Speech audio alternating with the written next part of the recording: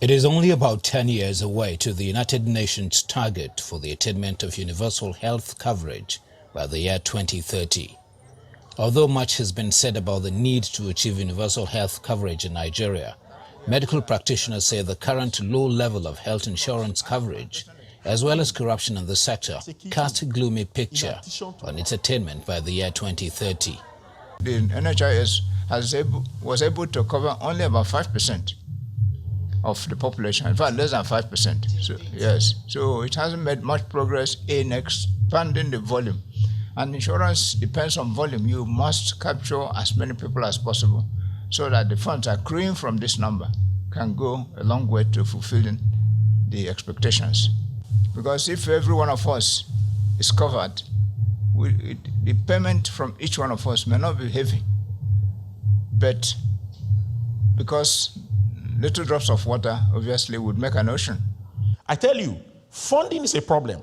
But for us, if you treat these two, corruption and funding, the little one we have here will even be used for a greater population. According to the Ministry of Health, over 70% of payments for healthcare services in Nigeria are out of pocket.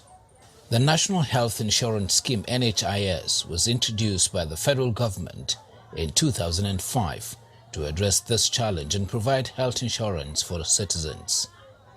Over a decade after, health insurance coverage is still very low, just as the scheme has been embroiled in series of corruption allegations in recent past. So what is the way forward?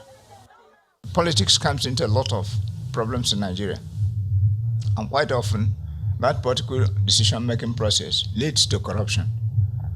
So, but I think let's not get derailed by the fact that cases of corruption have been identified and so on, and therefore we should forget the main problem of trying to solve financing the healthcare.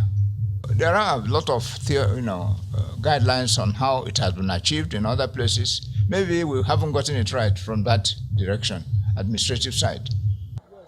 Universal health coverage is a term that promotes access to quality and affordable healthcare services without exposing patients to financial hardship. Experts say a virile health insurance system is needed for this to happen in Nigeria.